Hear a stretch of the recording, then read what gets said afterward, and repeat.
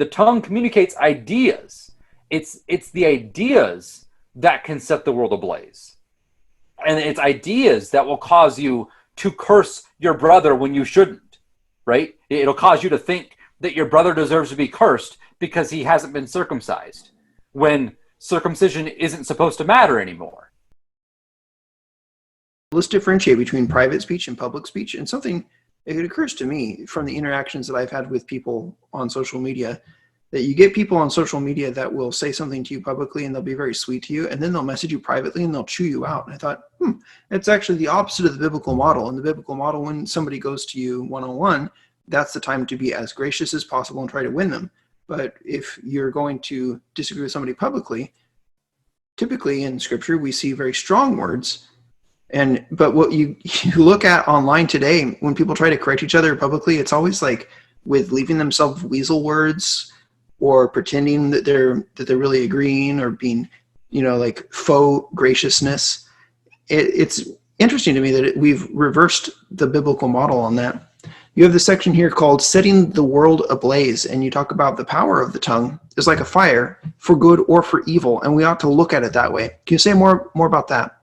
Yeah, so James, in that same chapter, by the way, and that's going to be key here, James talks about the tongue being a fire that can set the world ablaze. And most people, when they read that passage, they have in mind something like potty language. The tongue, with the tongue, you bless the Lord, and with the tongue, you curse your brother. And so they just get stuck in their mind, okay, it's just about cursing. It's just about saying mean things about my brother. And that's the danger of the tongue, to set the world ablaze. So we have to be really careful to watch over our tongues. And that's what James says. Be careful to watch over your tongues. But why? What's the context? That passage begins with James issuing that warning to teachers. He says, let not many become teachers, because we'll be judged by a stricter standard. And then he goes into how difficult it is to tame the tongue. What's the connection? The tongue communicates teaching. The tongue communicates ideas. It's the ideas that can set the world ablaze. And it's ideas that will cause you to curse your brother when you shouldn't, right? It'll cause you to think that your brother deserves to be cursed because he hasn't been circumcised, when circumcision isn't supposed to matter anymore.